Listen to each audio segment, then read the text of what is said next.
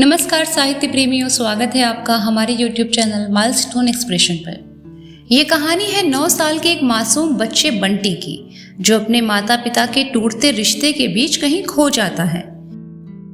शनिवार को mummy lunch के बाद कॉलेज नहीं जाती। खाना खाकर मम्मी उठी और सोने के कमरे के सारे पर्दे खींच दिए। कमरे में हल्का सा अंधेरा हो आया।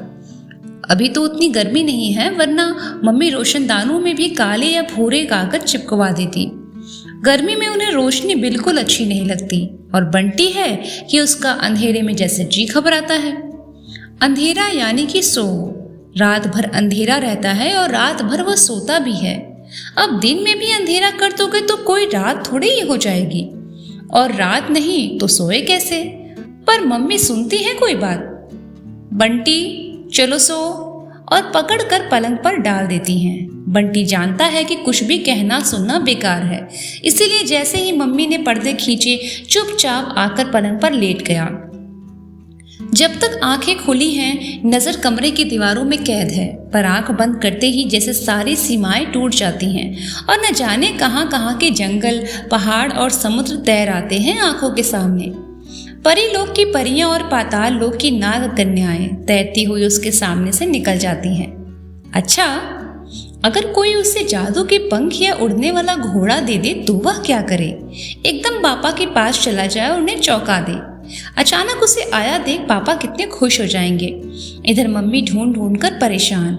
बाहर देखेंगी, टीटू के घर में जाएंगी, कुन्नी के घर जाएंगी, फूफी सारे में दौड़ते फिरेगी और वह जादू की टोपी पहने सब कुछ देखता रहेगा। परेशान होती मम्मी को, इधर उधर दौड़ती हुई बौखलाई सी फूफी को, और जब मम्मी रो पड़ेंगी तो झट से टोपी उतार कर उनके गले में लिपट जाएगा। पर ये सब चीजें मिलती कहाँ हैं? सारी कहानियों में इनकी बातें हैं, पर किसी ने भी यह नहीं लिखा कि ये मिलती कहाँ हैं। कोई साधु मिल जाए तो बता सकता है, या उसके पास भी ऐसी चीजें हो सकती हैं। मम्मी सो गई। एक क्षण बंटी मम्मी को देखता रहा, कहीं पलकें हिल तो नहीं रही। तभी ख्याल आया, सोती हुई मम्मी कितनी अच्छी लगती हैं। अच्छा, मम्मी तरह तरह की कैसे हो जाया करती हैं। टीटू की अम्मा को तो कभी भी जाकर देख लो, हमेशा एक से रहती हैं। फूफी भी। बंटी दबे पांव पलंग से उतरा, धीरे से कमरे के बाहर निकला और दौड़कर करौंदे की झाड़ियों के पास पहुंच गया। कुन्नी ने कहा था कि बंटी अगर उसे खूब सारे करौंदे तोड़कर देगा तो वह बंटी को करौंदे की माला बनाकर देगी, खूब सुंदर सी। टीटू भी आ जाता तो दोनों मिलकर तोड़ते, पर वह बुलाने तो नहीं ही जाएगा। वहां उसकी अम्मा मिल गई तो बस कबाड़ा। कोई बात नहीं, वह अकेला ही तोड़ेगा। अचानक लोहे का फाटक बजा तो बंटी घूम पड़ा। अरे वकील चाचा!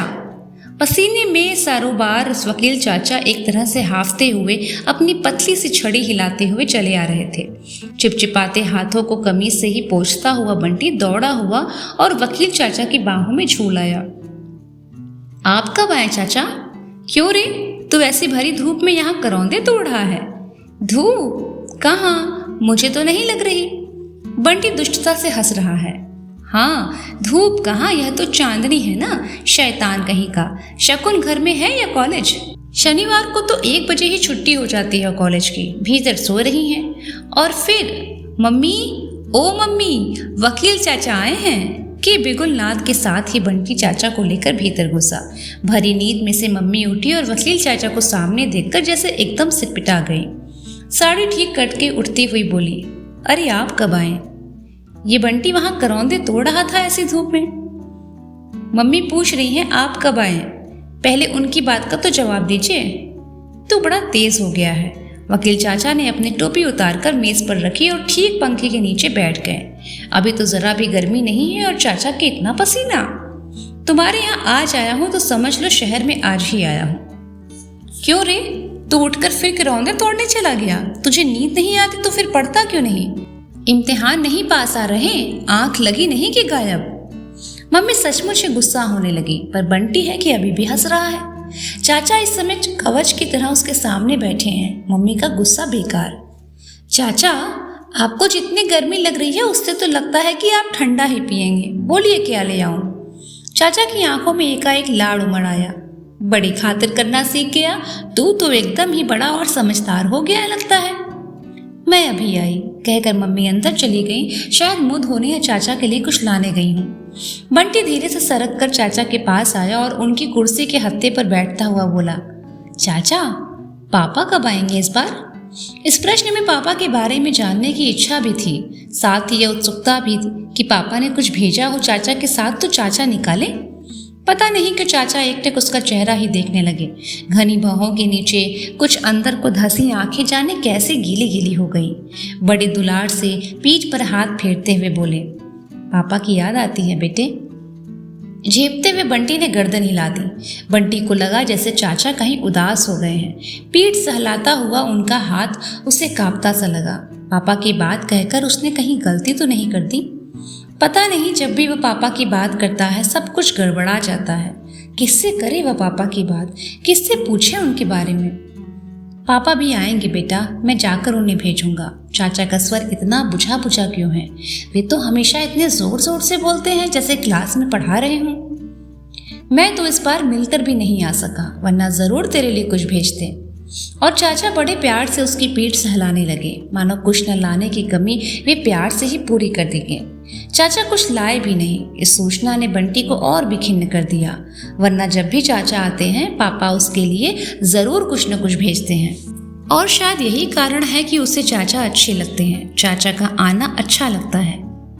जो बंदूक तुम्हारे लिए भेजी थी वह तुम्हें पसंद आई? बहुत अच्छी, बहुत ही अच्छी। आपने देखी थी? बंदूक के नाम से ही जैसे मरा हुआ उत्साह एक क्षण को जाग उठा। हमने साथ ही जाकर तो खरीदी थी। फिर चाचा यूं ही कमरे में इधर उधर देखने लगे। ये चित्र तुमने बनाए हैं? दीवारों पर मम्मी ने उसके पेंटिंग्स गत्ते पर चिपका कर लटका रखी थी।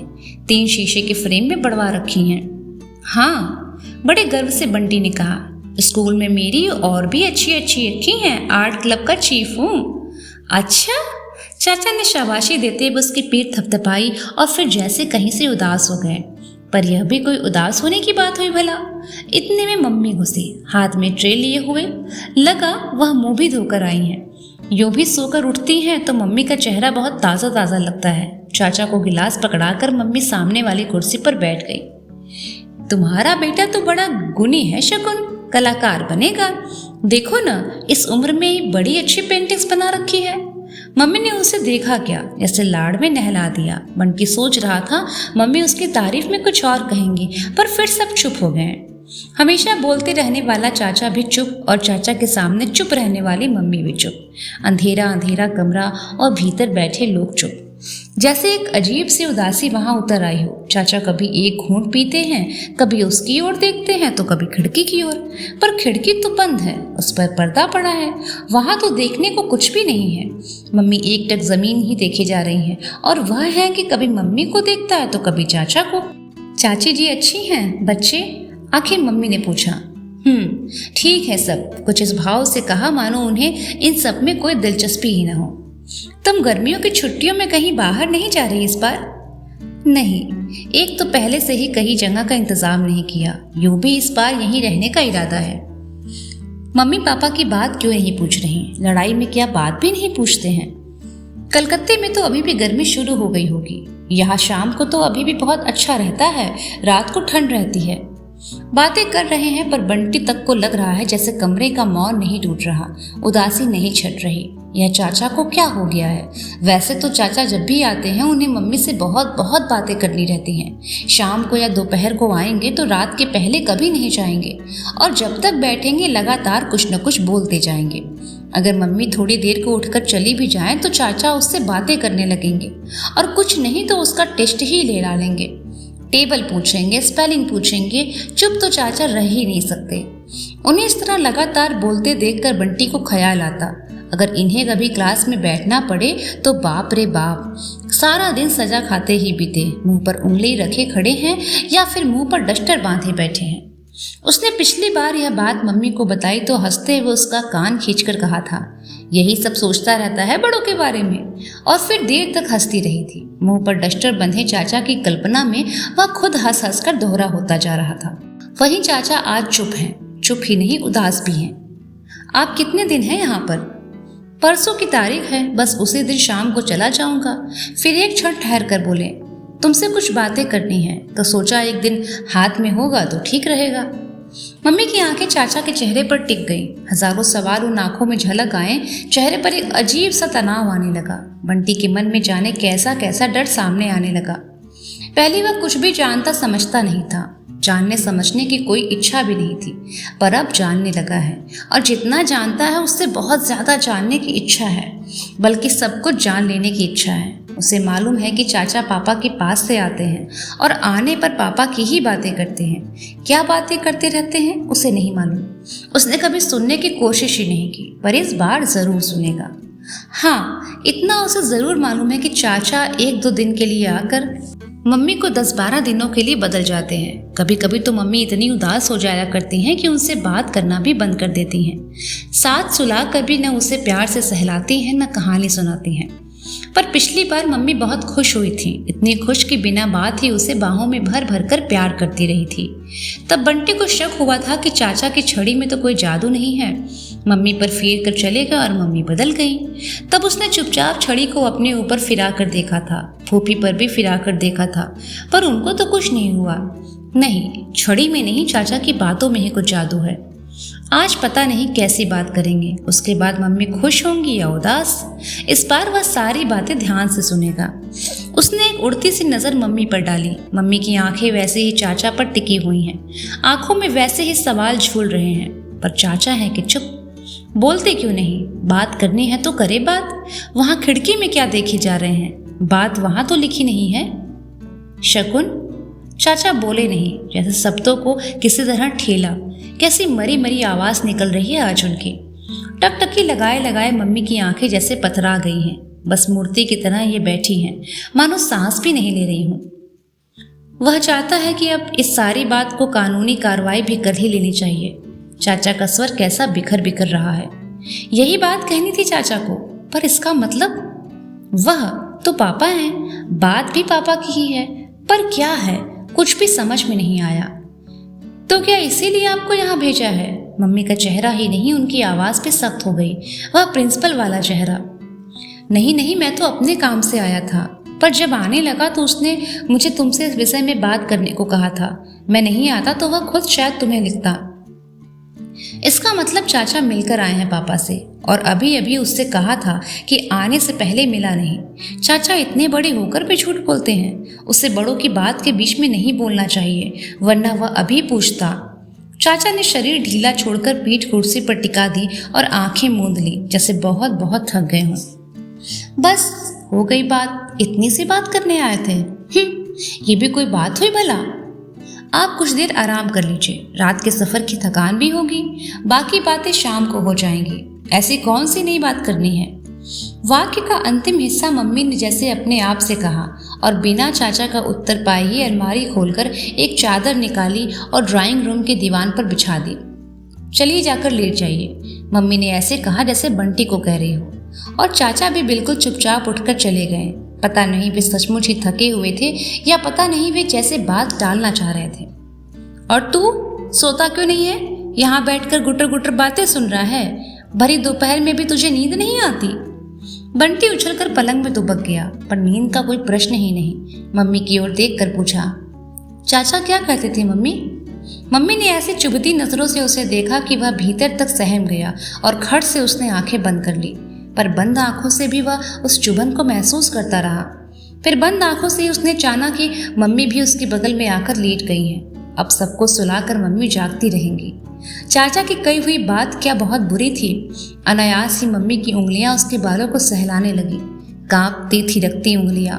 उन उंगलियों के पोरों में से झर झर कर जाने के ऐसा स्नेह बंटी की नसों में दौड़ने लगा कि मन में थोड़ी देर पहले जो भय समाया था वह अपने आप ही धीरे धीरे बह गया। स्पर्श से ही वह जान गया कि अब तक मम्मी के चेहरे की वह सख्ती भी जरूर पिघल गई होगी। उसने धीरे से आंखें खोली। मम्मी हमेशा की तरह छत की ओर देख रही थी। आंख से शायद अभी अभी जरा आंसू कनपटी को भिगोता हुआ बालों की लट में लटका था। मम्मी का आंसू। मम्मी को उसने उदास होते देखा है, गुस्सा होते और डांटते हुए भी देखा है, पर रोते हुए कभी नहीं देखा। चाचा ने शायद कोई बहुत ही खराब बात कह दी है। चाचा को लेकर उसके मन में एक अजीब तरह का आक्रोश खुलने लगा। एक तो कुछ लाए नहीं, फिर झूठ बोला और अब कोई गंदी सी बात कहकर मम्मी शायद बहुत दुखी हैं। जैसे भी होगा वो मम्मी के इस दुख को दूर करेगा। ये लोग सारी बातें बताएंगे तो ठीक है, नहीं तो खुद पता लगाएगा। माँ का दुख दूर करने वाले राजकुमार तो कैसे कठिन कठिन काम कर देते हैं। वह सरक कर मम्मी से जाकर सट गया, फिर अपनी छोटी सी बाह मम्मी के गले में डालकर बोला, बहुत आग्रह के साथ, बहुत मनुहार के साथ, मुझे बताओ ना मम्मी, चाचा ने क्या कहा? तू सोएगा नहीं बंटी? उदासी में मम्मी ने ऐसे कड़क कर कहा कि बंटी ने चुपचाप आंखें मूंद ली। ढेर ढेर प्रश्नों का, ढेर ढेर कौतूहल का सागर उसके चारों ओर उमड़ने लगा, जिसमें वह डूबता ही चला गया, गहरे और गहरे। और फिर पता नहीं उसे कब नींद आ गई। धूप ढल गई तो मम्मी और चाचा लॉन में आकर बैठे। वह जब से जगा है इन लोगों के आसपास ही मंडरा रहा है। आज जैसे भी हो उसे सारी बात जाननी है, पर चाचा उस तरह की कोई बात नहीं कर रहे हैं। उसकी पढ़ाई के बाद, मम्मी के कॉलेज के बाद दुनिया भर की बातें कर रहे हैं, पर जो बात करने आए हैं बस वही नहीं कर रहे हैं। शायद वह बैठा है इसीलिए। वह जाएगा नहीं, बैठे रहे रात तक। रात को वह आंख मूंद कर सोने का बहाना करके पड़ा रहेगा और सारी बातें सुन लेगा। बंटी बेटे, तुम तो शाम को खेलते वेलते नहीं हो क्या? अच्छा जरा बताओ तो कौन कौन से खेल आते हैं तुम्हें? खेल वेल सीधे से क्यों नहीं कहते कि यहाँ से चलते बनो? ठीक है, मैं चला ही जाता हूँ, मेरा क्या है, मत बताओ मुझे। मम्मी भी ऐसे देख रही हैं मानो मेरे जाने का इंतजार कर रही हूँ। बंटी बिना एक शब्द भी बोले भीतर आ गया, पर मन उसका जैसे वहीं अटका रह गया। नहीं, वह जरूर सुनेगा। मेहंदी की मेड़ के किनारे किनारे घुटनों के बल चलकर वह फिर वहीं आ गया। चाचा की कुर्सी के पीछे मोर पंखी का जो पौधा है उसके पीछे दुबक कर बैठ जाए तो कम से कम चाचा की बात तो सुन ही सकेगा। बात तो उन्हें ही करनी है, कहीं मम्मी या चाचा ने देख लिया तो? बाप रे, इस बात से ही मन भीतर तक कांप गया। तभी भीतर से मन ने धिक्कारा, बस इसी बूते पर कुछ करना चाहते हो? राजकुमार तो राक्षसों के महलों तक में घुस गए, बड़ी बड़ी मुसीबतें उठा ली और तुम कुर्सी के पीछे तक नहीं जा सकते। आखिर हिम्मत करके बिना जरा भी आवाज किए पहले मोरपंखी के घने घने पौधों के पीछे आया और फिर सरक कर चाचा की कुर्सी के पीछे। कुछ बड़ा काम कर डालने का संतोष भी मन में था और कुछ बुरा काम करने का डर भी पर नहीं।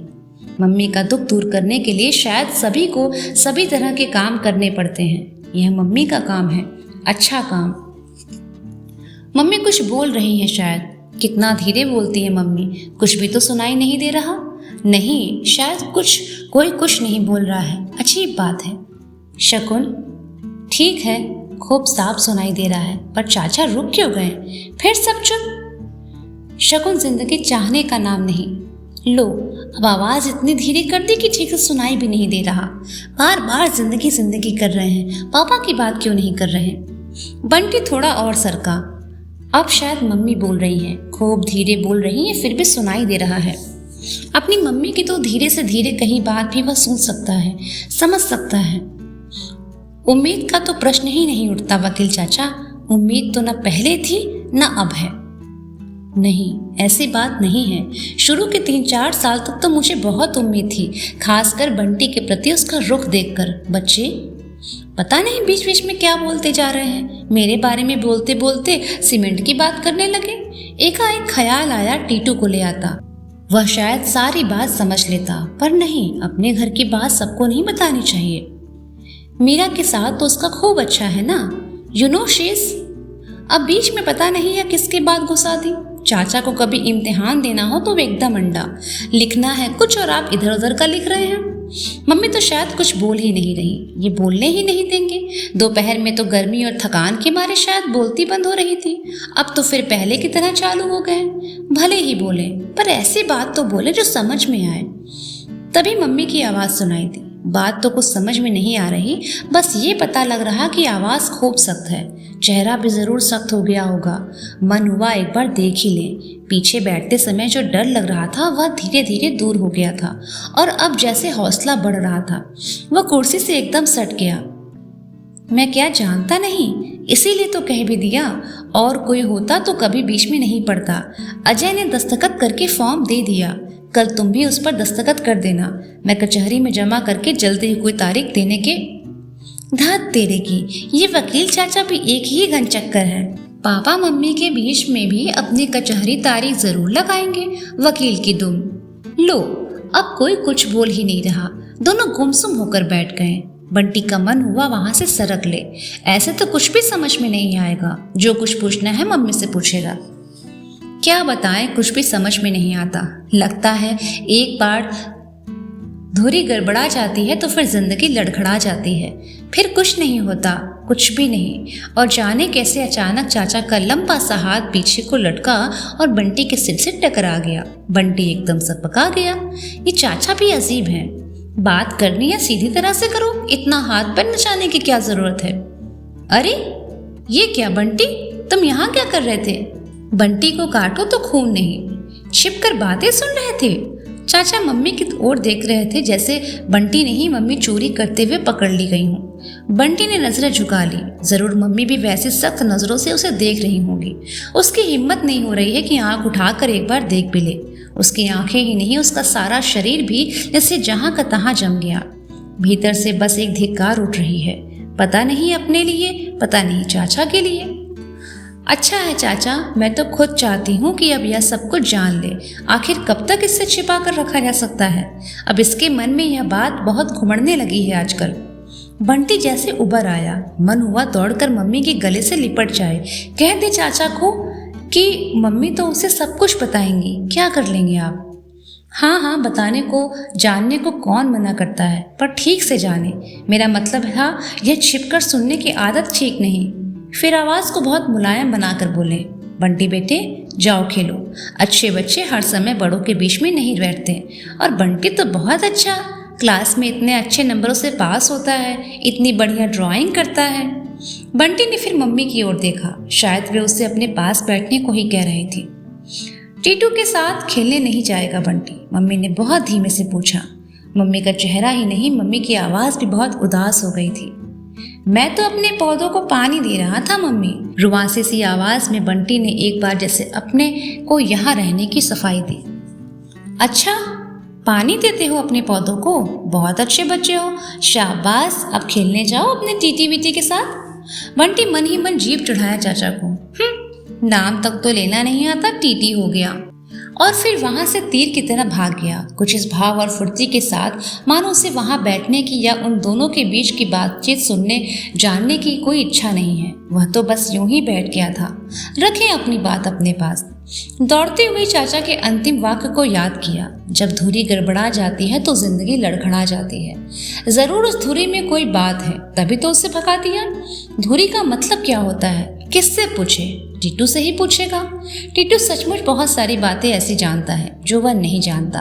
उसके अम्मा पापा उसके सामने ही तो सारी बातें करते हैं, इसीलिए सब जानता भी है। धुरी भी जरूर जानता होगा। टीटू गुलेल में कंकड़ लगाकर पेड़ पर बने घोंसले का निशाना साध रहा था। क्या कर रहा है?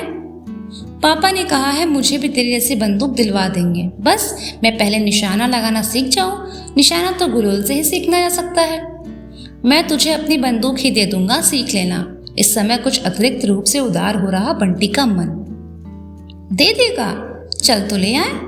टीटू ने गुलेल में फंसे कंकड़ को लापरवाही के साथ तड़ाक से जमीन पर ही उछाल दिया। अभी नहीं, वकील चाचा आए हैं, मम्मी और उनसे कोई बात हो रही है, जरूरी वाली। अभी बच्चों को उधर नहीं जाना चाहिए। बड़े बुजुर्गी अंदाज में बंटी ने कहा। ए टीटू, एक बात बताएगा? क्या? धुरी का मतलब क्या होता है रे, तू जानता है? धुरी? टीटू सोचने लगा, फिर पूछा, पर क्यों? एक बात है, पर तू पहले मतलब बता। कोई बहुत गड़बड़ मतलब होना चाहिए। और बंटी की आंखों के सामने मम्मी का उदास चेहरा घूम गया। लगा जैसे जो कुछ गड़बड़ है वह यही है, और जैसे जो भी हो उसका मतलब जानना ही है। शब्द अर्थ की कॉपी लाऊं, शायद उसमें कहीं लिखा हो। फिर एकाएक बोला, बताऊं? याद आ गया। बंटी की आंखें खुशी से चमक उठी। वह एक लाइन है ना यार, सब धन धुरी समान। कौन सी लाइन? मुझे तो नहीं मालूम। तुझे कैसे मालूम होगा? तू जब चौथी में आएगा तब तो पढ़ेगा। तो मतलब क्या हुआ? बंटी जैसे कहीं से खिन्न हो आया।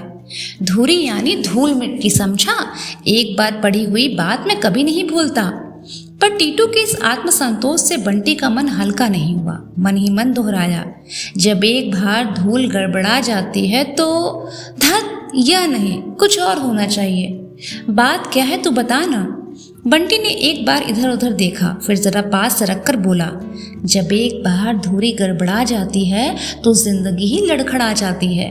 और फिर कुछ इस भाव से देखने लगा मानो कह रहा हो, समझ लो इतनी बड़ी बात है, बता सकते हो इसका अर्थ? ये क्या हुआ? धत पागल है तू तो। नहीं पागल नहीं हूँ, बहुत बड़ी बात होती है यह, इतनी बड़ी होगी कि मैं और तू समझ ही नहीं सकते। मम्मी पापा लोगों की बात होती है, शायद उनकी लड़ाई की बात।